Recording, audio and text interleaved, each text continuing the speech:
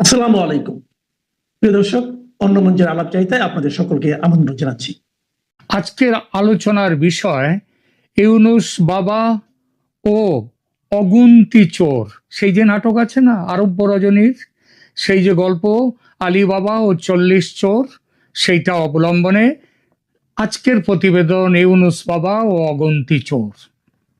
এক কথায় ইউনুস প্রশাসনের পরিচয় যদি দেওয়ার কথা ওঠে, তাহলে সবচেয়ে জুৎসই যে বিশেষণটা বা যে কথা বলা যাবে সেটা হচ্ছে আমরা আমরা সবাই চোর। না, কোনো আদালতের কথা বলেনি ইউনুস ও তার প্রশাসন সম্পর্কে, কেননা সে কথা বলার সাহস কোনো বিচারকের, কোনো আদালতের নেই বর্তমানে বাংলাদেশে। গত বছর আগস্টে ওই যে 24-এর অভ্যুত্থানের পর আদালতে হামলা চালিয়ে, আদালতের বাইরে হামলা চালিয়ে যেভাবে বিচারকদের পদত্যাগে বাধ্য করা হয়েছে এবং তাদের জায়গায় নিজেদের পছন্দের জো হুজুর বিচারক বিচারপতিদের বসানো হয়েছে, তাতে আইনের শাসনের মেরুদণ্ডটাই ভেঙে গেছে ইউনূস সরকারের আমলে। আসলে ইউনূস প্রশাসনকে চোর বলছে কোনো বিশেষ জায়গার কিংবা বিশেষ শ্রেণীর লোক নয়, সারা দেশের লোক।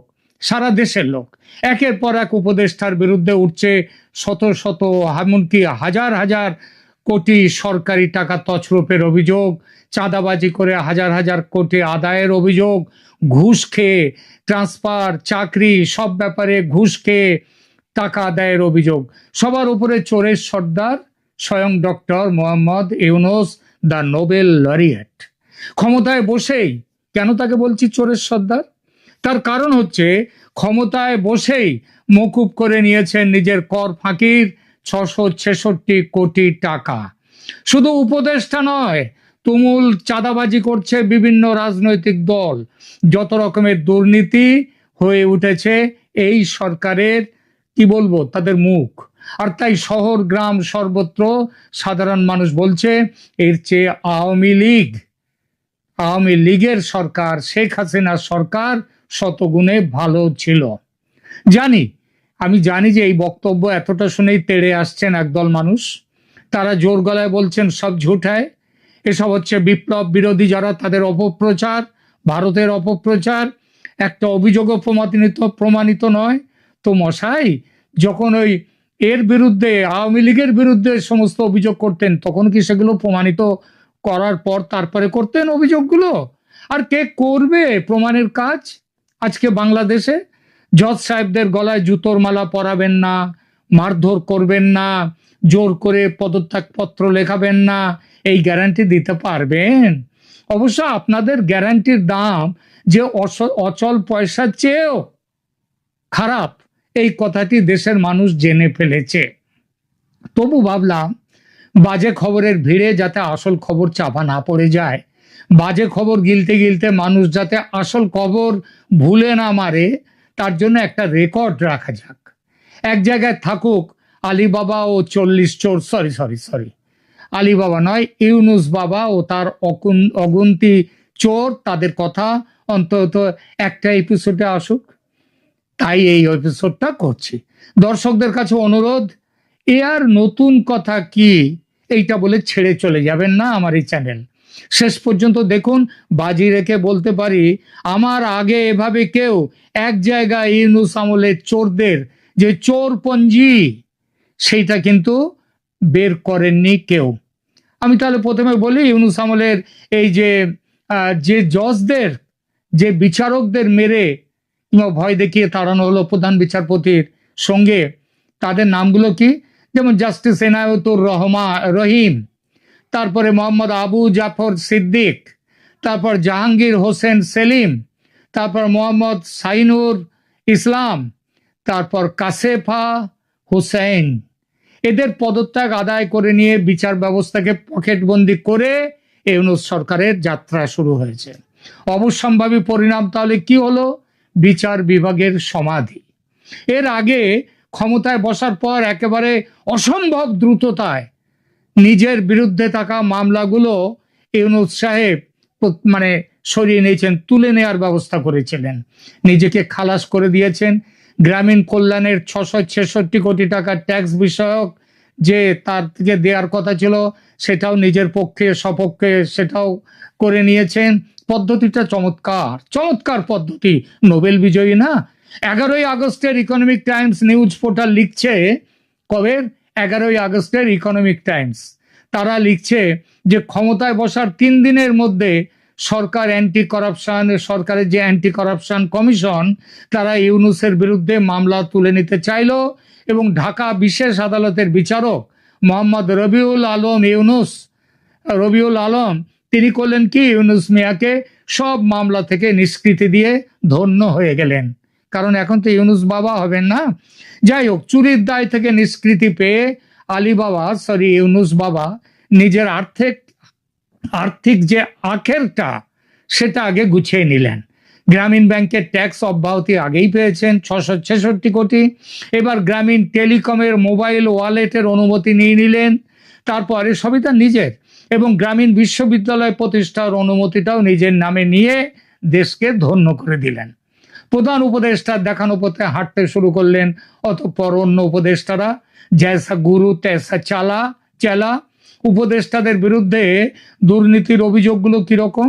উপদেষ্টাদের বিরুদ্ধে শুনুন, 8 জন উপদেষ্টার বিরুদ্ধে বড়সড় দুর্নীতির অভিযোগ এবং কিছু কর্মকর্তার বিটকয়েন অ্যাকাউন্টে বড় অঙ্কের অর্থ থাকার প্রমাণও মিলেছে। এদের মধ্যে যারা চুনোপুটি নয়, রাঘব বোয়াল, তাদের নামের তালিকাটি বলছি, নইলে এত দীর্ঘ হবে আজকের এই ভিডিও যে সেটা আপনারাও দেখবেন না, সেটা আপনাদের বিরক্তির কারণ হবে। তাই কয়েকটা বড় বড় নাম বলছি, যেমন শফিকুল আলম, যাকে অনেকে বলেন কি ডাস্টবিন শফিকুল। তো সেই শফিকুল আলম প্রধান উপদেষ্টার প্রেস সেক্রেটারি, তিনি তার যেটা অন্যান্য সম্পত্তির কথা আলাদা, শুধু বিটকয়েন তার আছে 93.06টি। এর দাম কত জানেন? এক একটা বিটকয়েনের দাম 1 কোটি টাকার বেশি। তার এই 93.06 সংখ্যার যে বিটকয়েন, তার দাম 100 কোটি টাকার উপরে। নাহিদ ইসলাম, সাবেক ছাত্র নেতা, আগুন খেকো ছাত্র নেতা, এবং তিনি উপদেষ্টা ছিলেন, এই মুহূর্তে আর উপদেষ্টা নেই, এখন তিনি হচ্ছেন এনসিপির সর্বেসর্বা। তার আছে মানে ছিল, যখন তিনি উপদেষ্টা ছিলেন সেই সময় তার নামে আছে 204.64 বিটকয়েন, যার বাজার মূল্য 220 কোটি টাকার বেশি। আসিফ মোহাম্মদ সাজিব ভুঁইয়া, ইনিও একটা খুব বড় উপদেষ্টা, ইনি নাকি কি গ্রামীণ উন্নয়নের কাজ করেন, যাই হোক সেই দপ্তর। তো তার কত? তার বিটকয়েনের সংখ্যা, এটা গেল কিন্তু বলছি কয়েক মাস আগের পাওয়া খবর এগুলো, সেটা হচ্ছে 113 বিটকয়েন তার, যার মূল্য 120 কোটি টাকার উপরে। মোয়াজ্জেম হোসেন আসিফ ভুঁইয়া, এই মোয়াজ্জেম হোসেন ইনি হচ্ছেন আসিফ ভুঁইয়ার সহকারী এপিএস। তার কত টাকার সম্পত্তি? তার 300 কোটি। সার্জিস আলম, সহযোগী নেতা, যাকে কয়েকদিন আগে ওই কি আমাদের যিনি বিএনপি নেত্রী আছেন, তিনি তার নামে কি সব ভিখারিনীর কি সব বলেছেন, তো সেই শুনেছি তার সম্পর্কে যে তিনি খুবই সামান্য পরিবারে, ভিখারিনী পরিবারে, কিন্তু তার যে এক সূত্র থেকে জানা যাচ্ছে তার কাছে আছে 77.69 বিটকয়েন, যার মূল্য প্রায় 80 কোটি টাকা। খান তালাত মাহমুদ রফিক, ইনিও একজন এনসিপির সহযোগী নেতা, এনার বিটকয়েন এবং তার আর্থিক মূল্য হচ্ছে প্রায় 11 কোটি টাকা। এছাড়া বিভিন্ন কমিশন সদস্য, বিভিন্ন উপদেষ্টা, ছাত্রনেতা, অফিসাররা মাত্র 1 বছরের ইউনূস শাসনে দুর্নীতিকে একটা প্রাতিষ্ঠানিক মর্যাদা দিতে সফল হয়েছে। এটা এই সরকারের একটা বড় সাফল্য, বিরাট সাফল্য। কেউ বলতে পারেন এইসব খবরের উৎস কি? আপনি তোমার সেই গাঁজাখুরি খবর দিচ্ছেন, তাদের আমি বলি তাদের জিজ্ঞেস করি, কেন এসব কথা আপনারা কোনোদিন শোনেননি? যদি না বলেন না শুনিনি, তাহলে বলবো আপনিও তাহলে ওই চোরে মাস্তুতো ভাই, ওই চোরেদের ভাই। তবু যখন জানতে চাইলেন তখন বলি, শুনুন, বিভিন্ন সূত্র থেকে পাওয়া এসব খবর, তবে তাদের মধ্যে বিশেষভাবে উল্লেখ হচ্ছে দ্য এশিয়া পোস্ট নামের সংবাদ পোর্টাল। উপরের তালিকায় অবৈধ বিটকয়েন, বিদেশি অ্যাকাউন্ট ও সরকারি অর্থ আত্মসাতের দাবি দ্য এশিয়া পোস্ট নামক পোর্টাল থেকে আমরা সংগ্রহ করেছি। উপদেষ্টা আসিফ মাহমুদের এপিএস সহ অনেকেই সরকারি ক্ষমতার অপব্যবহার ও অর্থ আত্মসাতের সাথে যুক্ত বলে অভিযোগ। কাউকে কাউকে পদ থেকে সরিয়ে দেওয়া হয়েছে, তাতেই বোঝা যাচ্ছে অভিযোগের সত্যতা। এ তালিকার বাইরে আরো বহু নাম সংবাদ মাধ্যমে আলোচিত। এবার নজর ফেরায় ইউনুস বাবা এবং তার অগুন্তি চোরেদের আর এক বড় কীর্তির উপর। এটা হলো চাঁদাবাজি। চাঁদাবাজির বিরাট দুনিয়া। চাঁদাবাজি এখন বাংলাদেশের অন্যতম সফল ইন্ডাস্ট্রি। কয়েকদিন আগে রাতের বেলায় এক যুব উপদেষ্টা নিজেই রাতের বেলায় জলবল নিয়ে গিয়েছিলেন 1 কোটি টাকা চাঁদাবাজি করতে। সেই ঘটনা সাড়া ফেলেছে দেশে বিদেশে। সে খবর হয়তো পেয়েছেন আপনারা অনেকেই। এই ইন্ডাস্ট্রি বর্তমানে এতটাই সফল যে বিভিন্ন রাজনৈতিক দল একেবারে চাঁদাবাজদের নামের তালিকা দলের পক্ষ থেকে ঘোষণা করে দিয়েছে। কোন উদ্দেশ্যে এই ঘোষণা সেটা নিয়ে অবশ্য মতবিরোধ আছে। কেউ বলছে জনতার সামনে চাঁদাবাজদের মুখোশ খুলতে এই দলগুলো এই ব্যবস্থা করেছে, মানে এই দলগুলো কতটা সতী সেগুলো নাকি দেখাতেই তারা চাঁদাবাজদের নাম প্রকাশ করেছে। আবার কেউ বলছে এই ঘোষণার দ্বারা জানিয়ে দেওয়া হলো যাকে তাকে চাঁদা দিও না, দলের অ্যাপ্রুভড চাঁদাবাজদের লিস্ট দিয়ে দিয়েছি, এদের বাইরে অন্যদের যেন চাঁদা না দেয়া হয়, কারণ এরা প্রাপ্ত চাঁদার একটা অংশ নিজেদের জন্য রেখে বাকিটা ওপরে পাঠিয়ে দেয়। এটা মমতা ব্যানার্জির কাছ থেকে, মানে পশ্চিমবঙ্গের মমতা ব্যানার্জি, তার কাছ থেকে এই বিষয়ে দীক্ষা নিয়েছে বাংলাদেশের রাজনৈতিক নেতারা। যদিও ভাগাভাগির হিসেবটা মমতার মতো ওই 25 নিচে আর ওপরে 75, মানে কালীঘাটে 75, সেটা কিনা আমরা জানতে পারিনি। ঠিক আছে, তো বিভিন্ন রাজনৈতিক দলের চাঁদাবাজিতে জড়িত হওয়া এইটা নিয়ে একটা এখানেও একটা লিস্ট আছে। সেই লিস্টটা বলে তারপরে আমরা আমাদের এই ছোট্ট ভিডিওটা, প্রতিবেদনটা শেষ করব। ঠিক আছে, বাংলাদেশে ইউনূস প্রশাসনের বিভিন্ন উপদেষ্টা ও বিএনপি, এনসিপি, জামাতের নেতাকর্মীদের বিরুদ্ধে চাঁদাবাজির যে কেলেঙ্কারির অভিযোগের তালিকা, একটা ছোটখাটো তালিকা নিচে দিচ্ছি। ইউনূস প্রশাসন ও রাজনৈতিক দলের নেতাকর্মীদের বিরুদ্ধে দুর্নীতি ও চাঁদাবাজির অভিযোগ কিন্তু উঠেছে, এবং বিভিন্ন রাজনৈতিক দলের বিরুদ্ধে তো বললামই। তাহলে প্রথমে এক এক করে নামগুলো একটু এখানে বলি। যেমন মোয়াজ্জেম হোসেন, ইনি হচ্ছেন আসিফ মাহমুদের এপিএস। তার বলেছি 300 কোটি টাকার উপর আত্মসাৎ, ক্ষমতার অপব্যবহার, চাঁদাবাজি ও টেন্ডার কারসাজি। টেন্ডার দিয়েও সেটা তারা এই জিনিসটা নিয়ে এসছেন, এই চাঁদা তুলেছেন। এটা খবর পেয়েছি বাংলাদেশের সংবাদপত্র থেকে। তারপরে ধরুন তুহিন ফারাবি, ইনি হচ্ছেন স্বাস্থ্য উপদেষ্টার পার্সোনাল অফিসার। 100 কোটি টাকার অনিয়ম ও দুর্নীতির অভিযোগের বিরুদ্ধে এই খবরটা দিয়েছে ঢাকা ট্রিবিউন।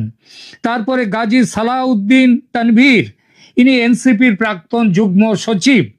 ইনি 100 কোটি টাকার অবৈধ সম্পদের মালিক হয়েছেন ক্ষমতার অপব্যবহার, চাঁদাবাজি ও টেন্ডার অনিয়ম করে। এই খবর পেয়েছি কোত্থেকে? ঢাকা ট্রিবিউন। তারিকুল ইসলাম, এনসিপি নেতা, তিনিও তারও এইরকম সম্পদ তারও নামেও তৈরি হয়েছে, এবং এসিসি এখানে অ্যান্টি কারাপশন কমিশন তাকে আবার ডেকেছে, মানে এরপরে তাকে আবার সাসপেন্ড করা হয়েছে তারিকুল ইসলামকে। এবং এখানটায় তাকে এই খবরটাও পেয়েছি ঢাকা ট্রিবিউন থেকে। সার্জিস আলম, হাসনাত আবদুল্লাহ, খালেদ সাইফুল্লাহ, তারপর নাসির উদ্দিন পাটোয়ারি, এনসিপি শীর্ষ নেতারা, এদের বিরুদ্ধে অভিযোগ যে এরা কক্সবাজার ভ্রমণ, সেই ভ্রমণের ব্যবস্থা ইত্যাদি পার্টির অনুমতি এছাড়া তাদের বিরুদ্ধে চাঁদাবাজিরও নানা রকম অভিযোগ তাদের বিরুদ্ধে। এরপরে আরো নাম করছি বিএনপি নেতাকর্মীরা। বিএনপি আবার একটা চমৎকার কাজ করেছে, এদের কয়েকটা জায়গায় আবার এরা মানে একেবারে লিস্ট তালিকা বার করে দিয়েছে যে কারা কারা চাঁদাবাজ। এখানে আসাদুজ্জামান জনি, তিনি নোয়াপাড়া পৌরসভার বিএনপির সাংগঠনিক সম্পাদক, এবং তিনি অভিযোগটি ব্যবসায়ী শাহনাজ কবির টিপুকে বুকে বালিতে পুঁতে 4 কোটি টাকা চাঁদা আদায় করেছিলেন। এটা কোথা থেকে? এটাতেও আমরা বাংলাদেশের লিবার্টি, তাদের কাছ থেকে আমরা এই খবরটা পেয়েছি। বাংলাদেশ লিবার্টি নিউজ বাংলাদেশ, সেখান থেকে পেয়েছি। সাইফুল আলম, ইনি বিএনপি নেতা, দখল ও চাঁদাবাজিতে জড়িত থাকার অভিযোগে ইনাকে পার্টি থেকে সাময়িক বরখাস্ত করা হয়েছে। এরা সব বিএনপি নেতা, কিন্তু এটাও এখান থেকে আসছে, আমরা খবরটা পেয়েছি প্রথম আলো থেকে। তারপর শামসুল হোসেন মিলু, ইনি বিএনপি, এবং সানোয়ার হোসেন এবং শাওন, এরা সবাই বিএনপি ও সহযোগী সংগঠনের নেতা, চাঁদাবাজির তালিকায় অন্তর্ভুক্ত। 123 জন চাঁদাবাজের তালিকায় 44 জন বিএনপির, এরা রাজশাহী জেলার। এটাও দি রিপোর্ট নামক সংবাদপত্র থেকে। ইমদাদুল হক লিমান, আমিনুল ইসলাম রিগেন, SM সুলতান, আরিফুল শেখ বনি, এরা বিএনপি ও সহযোগী সংগঠনের কর্মী। এরা প্রচুর টাকা কামিয়েছে, কয়েকশো কোটি টাকা কামিয়েছেন চাঁদাবাজি ও অবৈধ কার্যকলাপের অভিযোগ, এবং এদের চাঁদাবাজির ক্ষেত্র রাজশাহী। আবার এদের ছাড়া বিএনপি অনেক বড় হয়ে যাচ্ছে, একটু ছোট করে নিই। বিএনপি ছাড়া পরে আসে জামাত নেতা কর্মীদের বিরুদ্ধে। 6 জন জামায়াত কর্মী চাঁদাবাজির তালিকায় অন্তর্ভুক্ত হয়েছে। 123 জনের তালিকায় তাদের হচ্ছে 6 জন জামাতের। খবরটাকে দিয়েছে প্রথম আলো। এরা সবাই রাজশাহীর। বিভিন্ন জামাত কর্মী হাইওয়ে চাঁদাবাজি ও প্রতিষ্ঠান থেকে চাঁদা আদায়ের জন্য ব্যস্ত সারা দেশ জুড়ে। এ খবরটাও এসছে লোকমত টাইমস থেকে। সামগ্রিক পরিসংখ্যান ও তথ্যটা একটু দেই। চাঁদাবাজির ব্যাপকতাটা কিরকম? ঢাকায় চাঁদাবাজির মামলা 2025 সালের প্রথম 6 মাসে গড়ে আগে ছিল 70টি মামলা, এখন হয়েছে। আগে সংখ্যা ছিল অনেক কম, 12, 13, 14 এইরকম ছিল। চাঁদাবাজি সব জায়গায় হয়, আমাদের এখানেও হয়, ভারতেও হয়, আর পশ্চিমবঙ্গেও খুব ভালোভাবেই হয়, কিন্তু সেটা ভীষণভাবে বেড়ে গেছে ঢাকায়। এবং এ খবর লোকমত টাইমস দিচ্ছে। রাজশাহীতে চাঁদাবাজির তালিকা, 123 জন চাঁদাবাজের মধ্যে 44 জন বিএনপি, 25 জন আওয়ামী লীগ। এটা আবার কি? এই বাজারে তো আওয়ামী লীগ পালিয়ে প্রাণ বাঁচাচ্ছে, তারা চাঁদাবাজি করতে গেছে? হতেই পারে না। এ আওয়ামী লীগকে জড়িয়ে দেওয়ার জন্য হয়তো তারা অনেকেই সার্জিস আলমের মতো একটা সময় আওয়ামী লীগ করেছে, এখন তারা বিএনপি কিংবা জামায়াতে গিয়ে ঢুকেছে, তাদের নামটা কেটে দেওয়া উচিত ছিল এদের। যাই হোক, এই খবরটা দিচ্ছে কে? এই খবরটা দিচ্ছে দ্য রিপোর্ট। আচ্ছা, এরপরে বিএনপি কর্তৃক শাস্তি দেওয়া হয়েছে কয়েকজনকে। ওই যে কতজনকে? 4000 জন সদস্যকে সাময়িক বরখাস্ত করা হয়েছে। সাময়িক বরখাস্ত বলে, এটাকে বরখাস্ত হয় না, সাময়িকভাবে তাদেরকে বসিয়ে দেওয়া হয়েছে। বরখাস্ত মানে পার্টির থেকে বার করে দেওয়া, সেটা কোনোদিন হয়নি, আর হবেও না, কারণ এরাই তো পার্টির জান প্রাণ। শুনলাম তারেক রহমান নাকি বাংলাদেশে আসছেন, তাকে স্বাগত জানাবার জন্য এখন চাঁদা তোলা হচ্ছে বিপুল বেগে। তো এইটা হচ্ছে ব্যাপার। তো এইসব, এছাড়া ট্রান্সপারেন্সি ইন্টারন্যাশনাল তারা বলে দিয়েছে চাঁদাবাজির কারণে 22 মিলিয়ন কি ডলার তার ক্ষতি। জানি না তারা কিসের দিক থেকে এটা দিয়েছে। $22 মিলিয়ন মানে বিরাট জায়গা। হাইওয়ে চাঁদাবাজি, এটা খুব চমৎকার ব্যাপার।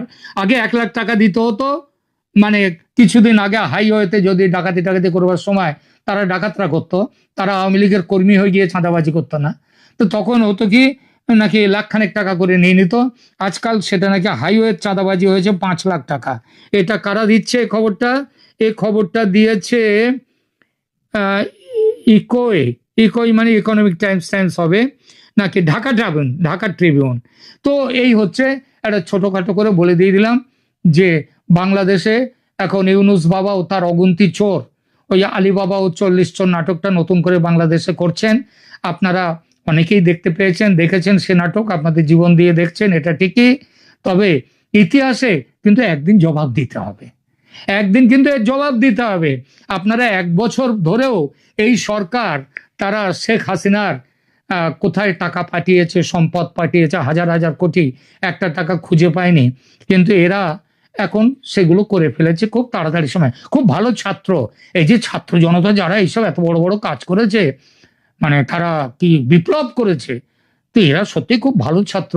নইলে 1 বছরের মধ্যে এত টাকা কি শিক্ষা পেয়েছে? বাবা। নমস্কার, তাহলে এই পর্যন্তই রাখছি এখন। ভালো থাকবেন। কেমন আপনাদের লাগলো এই সংখ্যাটা? অনেক খেটেখুটে তৈরি করেছি, অনেক কিছু জোগাড় করতে হয়েছে। একটু দেখবেন, আপনাদের মতামত দেবেন, লাইক দেবেন, আর এখানটায় আমাদের চ্যানেলকে যদি সাবস্ক্রাইব না করে থাকেন তাহলে সাবস্ক্রাইব করবেন। এখানেই রাখছি, ভালো থাকবেন।